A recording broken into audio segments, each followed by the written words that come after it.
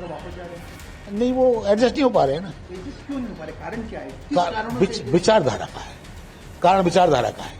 जो विचारधारा मेरे दिलो दिमाग में है और कांग्रेस विचारधारा है, उस विचारधारा में बीजेपी की विचारधारा में रात दिन का फर्क है। हमने सोचा कि ये था कि जब ज्वाइन किया था तो शायद पार्टी में अगर ये मुझे उपयुक्त समझ के और सांसद का टिकट देते तो हो सकता है बेटर रिजल्ट हो सकते थे। तो यही राजनीति में कोई व्यक्ति जब काम करता है ना, तो उसका एक कहीं न कहीं तो उसका दिमाग रहता है और एक सोच रहती है, भाई मुझे ये करना है अगर मौका मिला तो हमको अगर उपयोगिता से वो समझते तो चुनाव लड़ते।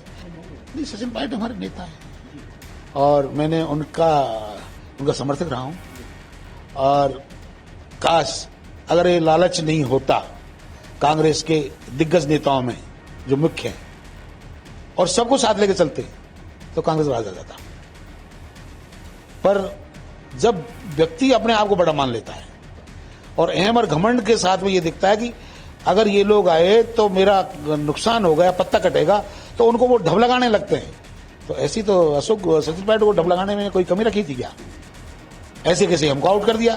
नहीं, मैंने पत्र लिखा है अपने अध्यक्ष जी को, भारतीय जनता पार्टी अध्यक्ष जी मदन राठौड़ जी जो हैं उनको लिखा है और अपनी बात बताइए। भाई मैं उस टाइम पे मेरे और मेरे कार्यकर्ता हम लोग भाजपा में शामिल हुए थे, लेकिन हम अपने आप को एडजस्ट नहीं कर पा रहे हैं, इसलिए हम क्या नाम है प्राथमिक सदस्यता इस्तीफा दे रहे हैं। साथ ही मैंने उनसे 4.5 महीने में रहा हूं इस पार्टी, तो निवेदन किया है कि कुछ काम हैं जो पुराने हैं, पेंडिंग हैं, उनकी समीक्षा की जाए, समीक्षा करें। आपने कुछ डिमांड भी रखी थी जब आपने ज्वाइन करा था, कुछ मांगों को लेकर ज्वाइन करा था आपने। मैंने वो पूरी होगी? क्या क्या मांगे थी वो? बीजेपी ज्वाइन कीजिए।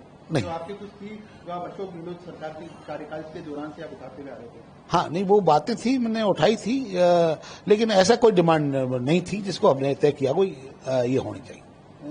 जो एससी आयोग है उसकी संवैधानिक दर्जे की मांग आप लगा? ये तो मेरे शुरू से रही, जब से मेरे को चेयरमैन बनाया, जब मुख्यमंत्री जी गहलोत जी जब मुझे पदभार करने आए थे, जब मैंने कह दिया था कि साहब इसको वैधानिक दर्जा देना होगा, क्योंकि वैधानिक दर्जा नहीं देने से के साथ में उसकी कोई महत्व नहीं है ज्यादा। वैधानिक दर्जा देने के बाद में लोगों को उसका फायदा मिलता है। मौजूदा भजन लाल शर्मा सरकार से भी डिमांड आपने? मैंने डिमांड रखी है कि भाई आप क्या नाम है इसको वैधानिक दर्जा कराएं।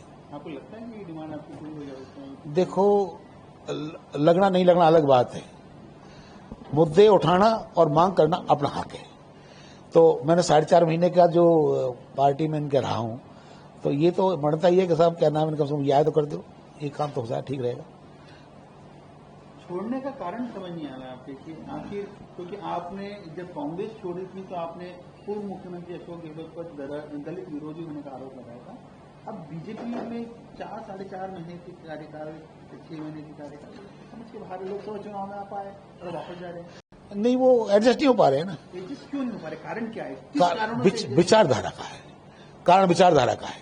जो विचारधारा मेरे दिलो दिमाग में है और कांग्रेस विचारधारा है, उस विचारधारा में बीजेपी की विचारधारा में रात दिन का फर्क है। हमने सोचा कि हम शायद एडजस्ट हो जाएंगे ये हमको एडजस्ट कर लेंगे, लेकिन दोनों बात नहीं हो पाई। नहीं तो हमको एडजस्ट कर पाए, नहीं हम इनको एडजस्ट कर पाए, विचारधारा को एडजस्ट कर पाए। इसलिए क्या नाम जो ठीक है, अपने आराम करने में ज्यादा फायदा है, इसलिए रिजाइन कर दिया। कुछ उम्मीद, क्योंकि जब सरकार बनी थी तो बोर्ड आयोग निगम कुछ बनते या लोकसभा चुनाव के दौरान कुछ आपको कहीं मौका मिलता? ऐसी कोई उम्मीद तो वो बसती नहीं है, क्योंकि मैं एमपी रह लिया, एमएलए रह लिया, चेयरमैन ऐसी कमीशन रहे, और छोटी मोटी बातों के लिए कोई उम्मीद जताने वाली बात कोई दिखती नहीं। हाँ, ये था कि जब ज्वाइन किया था तो शायद पार्टी में अगर ये मुझे उपयुक्त समझ के और सांसद का टिकट देते तो हो सकता है बेटर रिजल्ट हो सकते थे।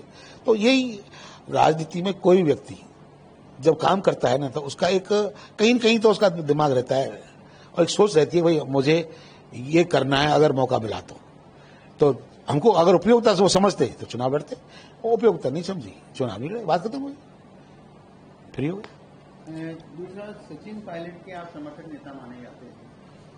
बीजेपी अब आपने वापस रिजाइन कर दिया है, कांग्रेस की विचारधारा से आप आते हैं, तो क्या मान के चले कि आने वाले दिनों में यदि सचिन पायलट आपको कहेंगे तो आप वापस कांग्रेस में शामिल होंगे? नहीं, सचिन पायलट हमारे नेता हैं और मैंने उनका समर्थक रहा हूं। और काश अगर ये लालच नहीं होता कांग्रेस के दिग्गज नेताओं में जो मुख्य हैं और सबको साथ लेके चलते तो कांग्रेस राज आ जाता।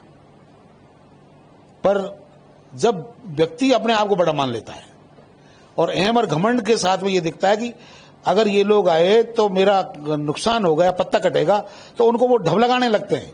तो ऐसी तो अशोक सचिन पायलट को ढब लगाने में कोई कमी रखी थी क्या? ऐसे कैसे हमको आउट कर दिया। मेरा दोष क्या था कि मैं सचिन पायलट की तारीफ वो करता हूं और ये कहता हूं भाई सचिन पायलट आएगा तो राज आ जाएगा। मेरे लिए अशोक गहलोत जी बहुत बुरे हैं, न मेरे लिए सचिन पायलट जी बहुत अच्छे हैं। सिर्फ ये है कि मैं पार्टी में जब हूं ना तो मुझे ये मेरी ड्यूटी और दायित्व है। सचिन पायलट यही नहीं, देश में पूरे में उसकी छवि है, उसको जानते हैं, उसके प्रति लोग हैं। आज भी देखो तो उनके लोग जीते हैं, ठीक है ना साहब। तो ये सब वो बातें ये थी कि भाई दो रेखाएं अलग अलग जाएंगी तो तिरछी होंगी नहीं होंगी, अगर वो दोनों एक साथ चल जाए तो लंबी होगी नहीं होगी। तो यही था कि भाई एडजस्ट करके चलते तो राज ही आ जाता। तो मैंने तो कोई गलत कहा नहीं, लेकिन उसका मुझे बहुत बड़ा टिकट काट दिया। और ऐसी पोजीशन में कि शायद टिकट कटने के बाद में किसी ने किसी से पूछा होगा, मैंने सब लोगों से बात की, किसी आदमी ने मेरे को ये नहीं ढांढस बताया भाई कोई बात नहीं, क्या बात है, कोई सुन ही नहीं रहा है। सब अपने अपने क्या नाम है जो उसमें लगे हुए हैं। फिर टिकट काटने के बाद में बिल्कुल आउट कर दिया।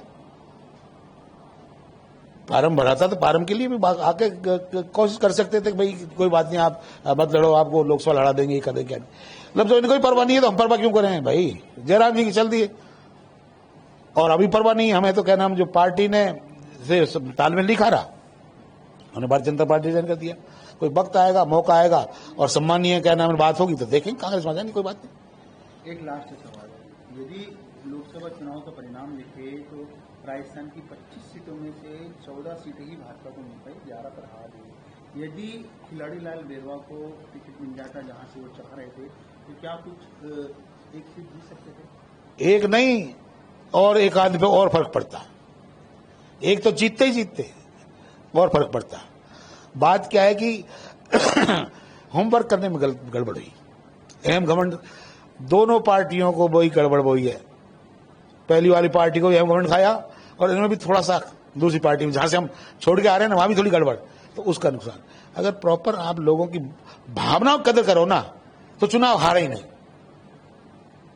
मतलब बीजेपी ने भावनाओं की कदर नहीं करी, लोगों को कौन जीत सकता है, कौन हार सकता है, ये सब चीजों का आंकलन करना पड़ता है भाई। महिला का नाम आया, 15 में एक महिला थी, 10 बची तो 10 में 10 तक तो महिला ही सेट कर दी है। तो इस जल्दबाजी में तो क्या नाम गड़बड़ तो होगा ही ना भाई। महिला है, जीत सकती है तो दो ना, लेकिन नहीं है तो कहां से कैसे होगा। तो अब ये बात में किसी पार्टी की मुझे बुराई करने में कोई अच्छा नहीं लगता, क्योंकि मैं तो अपने आप में हाल मस्त हूं। लेकिन मेरी तो राय है, सिर्फ अगर माने तो सबको जनता की भावना के साथ कदर करनी चाहिए। अहम घमंड को रखो साइड में, आपका कोई नुकसान नहीं कर सकता, आपकी पार्टी कोई नुकसान नहीं हो सकता। जब भी आप क्या नाम है दूसरों को मारते हो चलोगे, खुद मरोगे।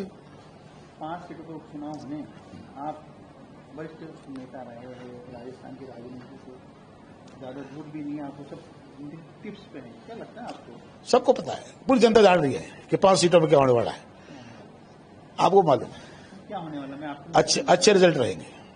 किसके पक्ष में? अब अच्छे रिजल्ट रहेंगे। मैं किसी पार्टी का क्यों नाम लूं, मैं बीजेपी से अभी रिजाइन किया है, कांग्रेस में हूं नहीं, तो मैं अपना आपको क्यों दोषी मानूं, क्यों दोषी अपने आप को सिद्ध कराऊं कि भाई मैंने बोली थी। भाई सबको मालूम। उपचुनाव से पहले क्या कांग्रेस में कहीं से कोई मौका मिल सकता है आपको? नहीं, मेरे तो कोई मौके वाली बात ही नहीं है, कोई मौके। आराम करेंगे थोड़े दिन, रेस्ट, जब टाइम आएगा तब देखेंगे।